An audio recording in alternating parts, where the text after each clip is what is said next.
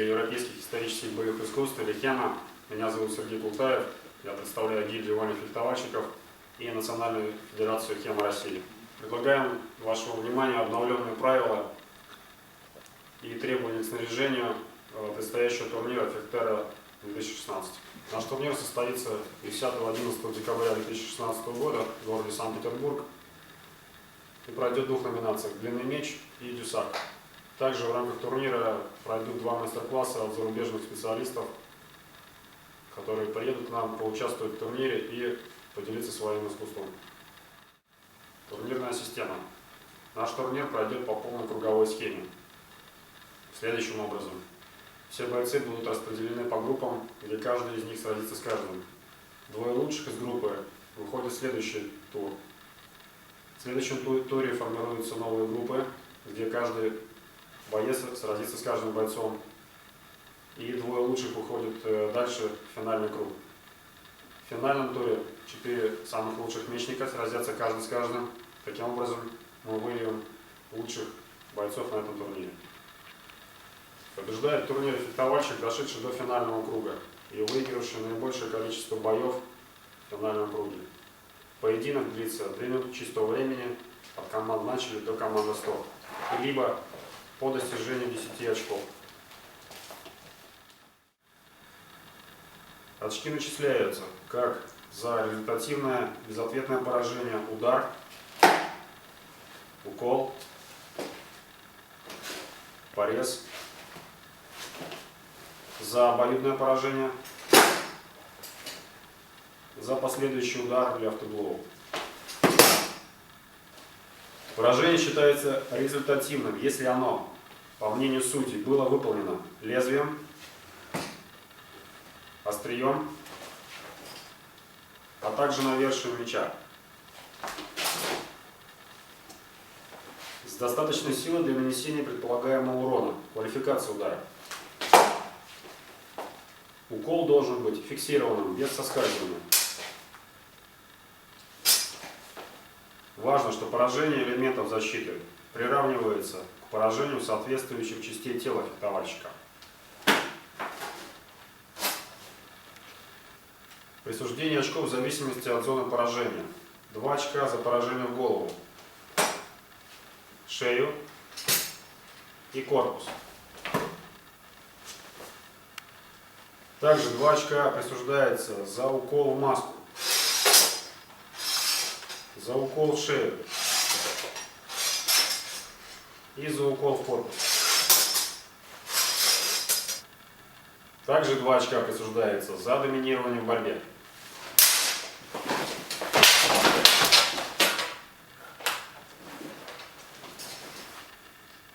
Два очка за выполнение безоружным техническим действием с сохранением возможности атаковать. Следующие возможные варианты обезоруживания. В этот момент дается команда стоп. 1 очко присуждается за поражение в руки или ноги. 1 очко за удар навершием меча.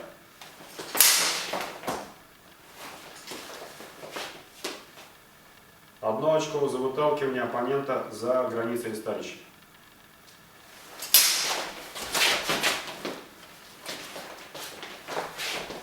1 очко за любое результативное поражение, выполненное с одной руки. 1 очко за порез любой зоны. Обоюдные поражения засчитываются согласно зонам поражения, по принципу вычитания одного результата из другого. Например, ситуация обоюдного поражения голова-голова. 2-2, итог схода 0-0. Следующая ситуация обоюдного поражения голова-руки. 2-1 с вычитанием плюс 1 очко тому, кто поразил более ценный сектор. За 3 обоюдных поражения подряд в ходе одного поединка оба фехтовальщика получают техническое поражение в поединке с текущим счетом. Например,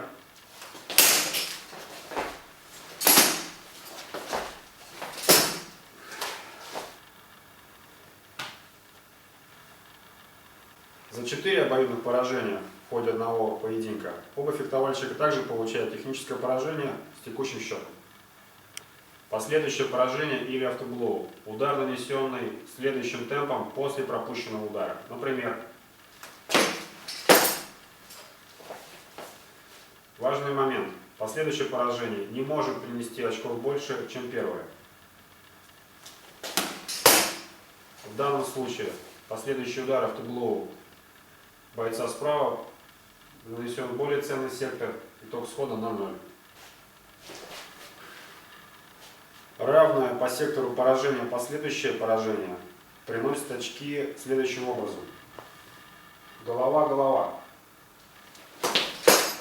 За первый удар боец слева получает 2 очка, боец справа за автоблоу в голову получает 2 минус 1, 1 очко. Итог схода 2-1 в пользу бойца слева. Менее ценное по сектору поражения автоблоу рассматриваем следующим образом. Например, голова-нога. Боец слева получает 2 очка за поражение двухочковой зоны, боец справа 1 минус 1, 0 очков. Итог в сходе 2-0 в пользу бойца слева. В случае нанесения серии результативных поражений 2 и более до команды стоп оценивается самое результативное поражение в серии. Например, в данном случае серия ударов руку в корпус оцениваем самый результативный удар в корпус на 2 очка. В случае нанесения удара в спорную зону даем минимальное 1 очко для избежания споров. Например, 1 очко, 1 очко. Вы сможете получить дополнительное очко, сектор поражения +1, за чистое поражение с контролем клинка по позиции, без обоюдного поражения, без автоблоу, до команды стоп. Например, укол с оппозиции. Удар с оппозиции. Очко поражения +1. В этом году на нашем турнире разрешена борцовская и ударная техника, но при определенных условиях. Перед началом боя бойцы могут согласовать применение бросков и ударной техники. Старший судья задает вопрос, согласны ли бойцы на применение ударной техники и бросков. И в случае, если оба бойца согласны, эта техника разрешена. Если один из бойцов не согласен, техника ударов и бросков не разрешена в этом поединке.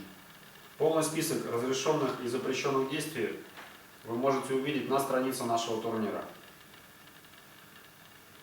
Важный момент. С полуфиналов мы даем возможность бойцу апеллировать к видеоповтору.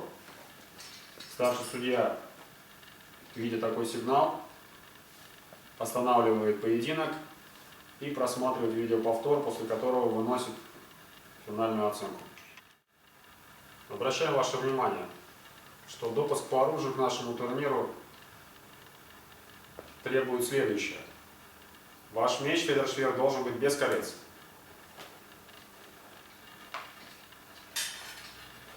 Общая длина меча может быть от 120 до 140 сантиметров. Вес меча от 1400 грамм до 1800 грамм. Мечи, которые не подпадают под эти характеристики, не будут допущены к турниру.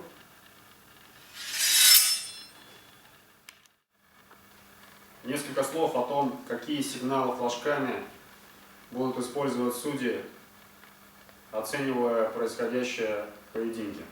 После команды стоп угловой судья, вооруженный флажками двух цветов, показывает оценку сообразно сектору поражения. Например, поражение в голову бойца в красном. Боец красным зарабатывает 2 очка. Поражение в руку со стороны бойца в синем. Боец в синем получает 1 очко. Обоюдное поражение в двухочковую зону. Оба бойца получают по 2 очка. Обоюдное поражение в разные зоны. Двухочковую в 1-очковую зону. Боец справа наносит в 1-очковую зону удар, боец слева в двухочковую зону. Автоблоу показывается на согнутой руке. Боец красным наносит первый удар в голову, боец синим наносит автоблоу. Счет в сходе 2-1. Двухочковая оценка. Флаг бойца, который нанес удар. Оценка 1 очко. Обоюдное поражение двухочковой зоны.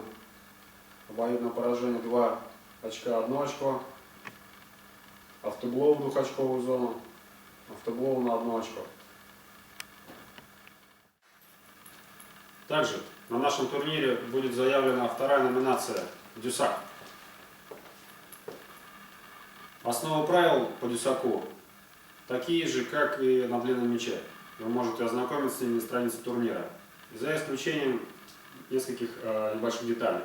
Зоны поражения те же самые, но оценка дается следующим образом.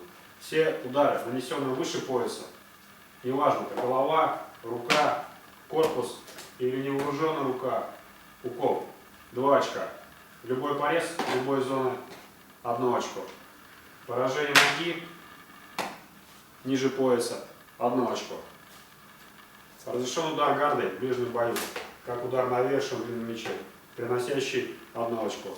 Ударная техника и борьба также по согласованию, как и в основной номинации длинный меч. Что важно, результативный удар, нанесенный ложным лезвием, елманью, оценивается сообразно зоной поражения. Выше пояса 2 очка, ниже пояса 1 очко. Укол в корпус, выше пояса в маску. Укол в руку 2 очка, укол в ногу 1 очко. Спасибо, что выделили время для просмотра нашего видеоролика, демонстрирующего некоторые особенности предстоящего турнира Фехтера. 10-11 декабря, Санкт-Петербург. Добро пожаловать на праздник насилия.